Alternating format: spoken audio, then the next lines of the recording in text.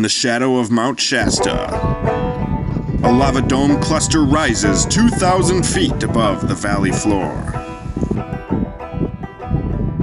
The only other people that have been up here today was those two old guys. They just came to this post. They said, we're too old to come over there. Well, fair enough, because it's super scary.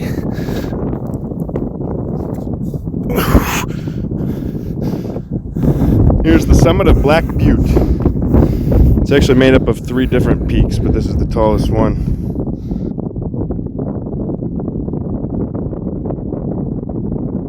Oh, this is so scary. It's so windy. We got a time lapse going of the little bit of clouds that are left. It started with that big disc.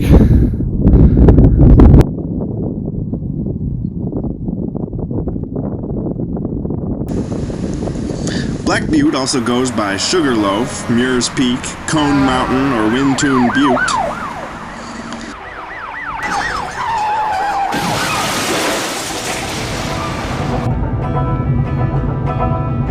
And I was born on this mountain a long time ago.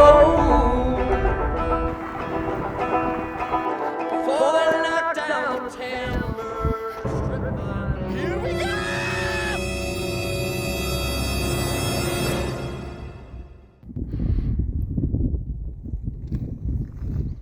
This hike is going to be crazy. Look at Shasta, it has a sun hat on. These flowers are called mountain pride or penstemons.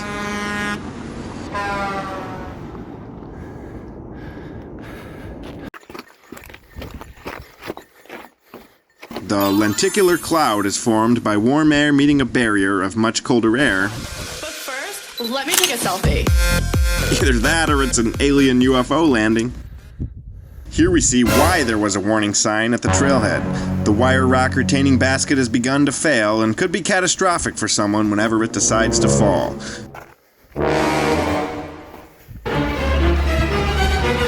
Due to the added level of risk, the Forest Service no longer condones use of this trail.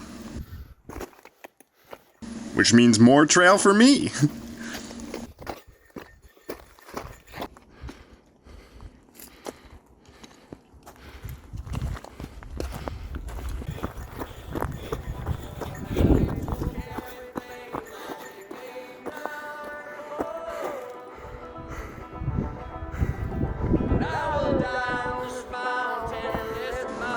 A few more switchbacks.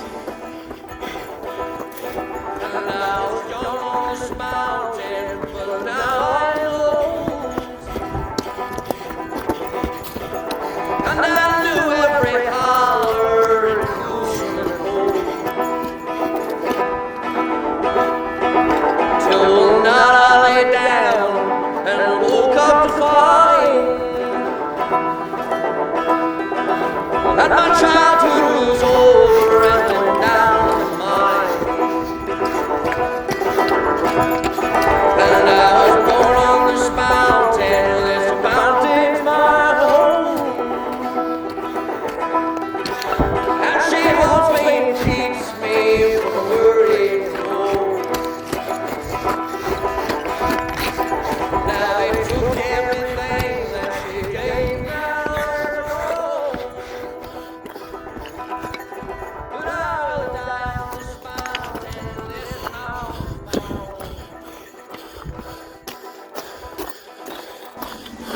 And the final push to the summit.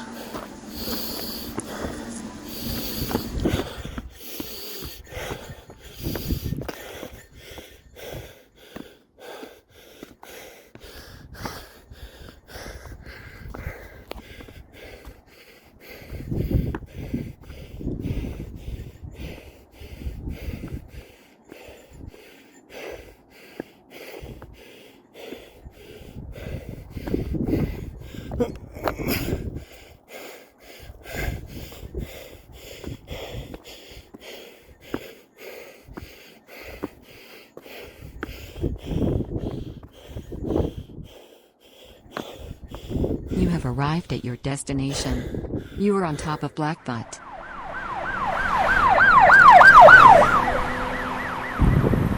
Please make a U-turn where safe. Please make a U-turn where safe. Please get off at the freaking ledge. Down there by I-5, you can see the world's largest mandala, or mandala, or mandala. I don't care.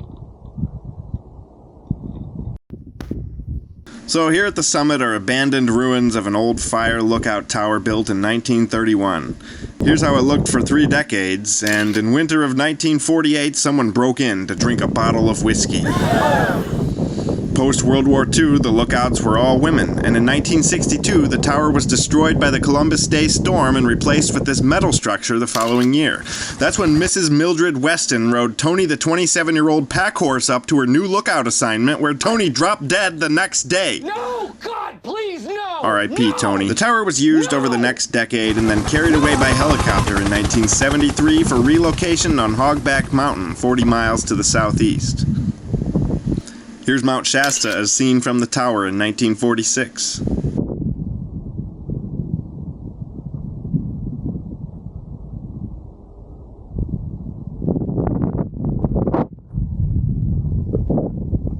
So I actually got lost on my way up here. I went right off the end of a switchback out into some really dangerous, slippery slope, like huge rocks that dozens of them can fall at any moment. Like I would die if I fell.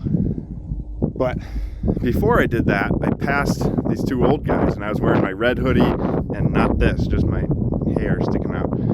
And I went on that whole side route, and they passed me while I was doing that. They didn't know because I was way off the trail. And I came back up behind them and passed them again. I was like, oh, I just went around the whole world, but I forgot they wouldn't recognize me because now I was wearing all this. And the one guy goes, there's another young man up there just ahead of you on the summit right now. I'm like, oh, there is? And I got up here and there wasn't.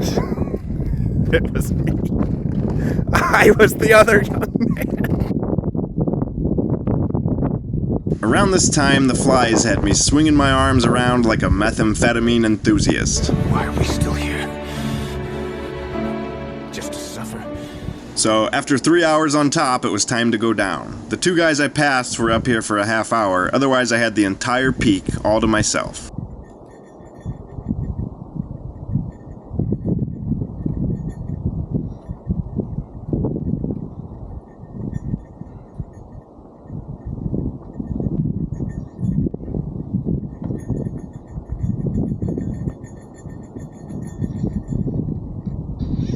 Believe it or not, it's actually even harder to traverse sketchy terrain while holding a 10-foot long invisible selfie stick.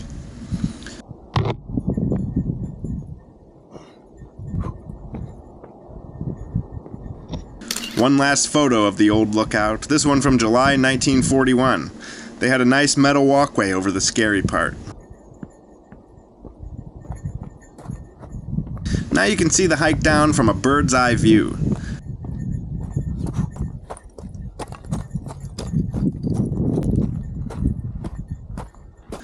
Way down there are the lower peaks of the cluster. I'm not sure it would be possible or wise to attempt summiting those, but imagine the shots you could get. You can really picture 10,000 years ago when this was all formed when you look at these piles. The parasitic cones, or satellite cones, didn't come from the central vent of Shasta, so their heavily nerfed eruption just spewed weakly on themselves. That's why their lava bed stayed up here instead of ending up miles away like the main Shasta eruption did. You really have to watch your step if you attempt this. One slip and it's lights out. You do not want to get all those rocks moving.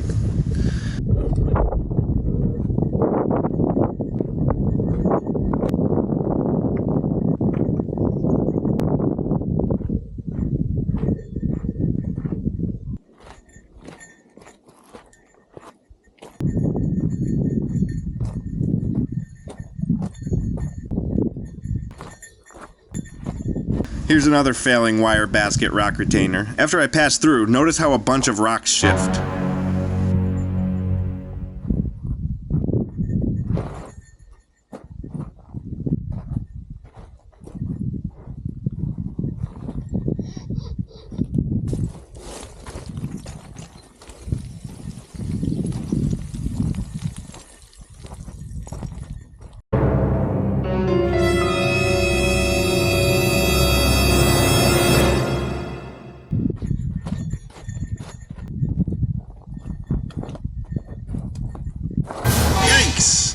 As you can see, the trail can be slippery, so imagine when you go off trail like I did.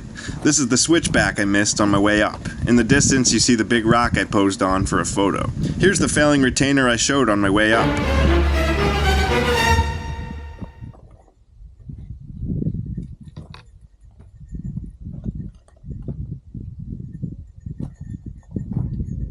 Pro tip, if you give rocks the stay signal, they aren't allowed to fall.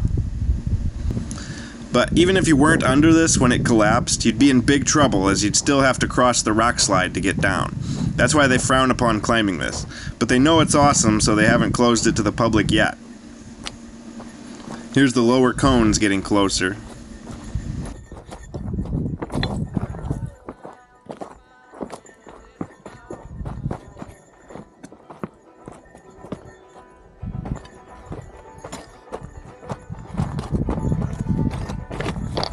Check out this massive crevice.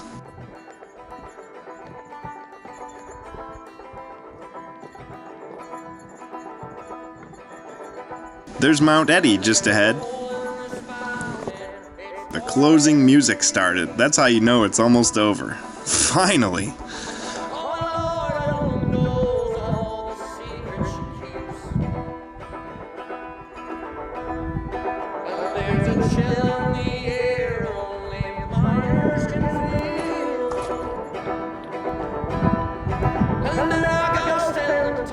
Always remember to stop and sniff the roses or petunias or whatever these are. I really don't care what they're called. And I was born on this mountain, this mountain's my home. And she holds me and keeps me from worrying home. And now they took everything that she gave, now they're gone. But I will die on this mountain's my home.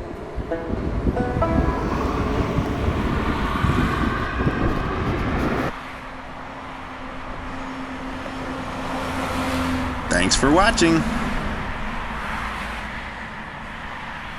Please get off of the freaking ledge.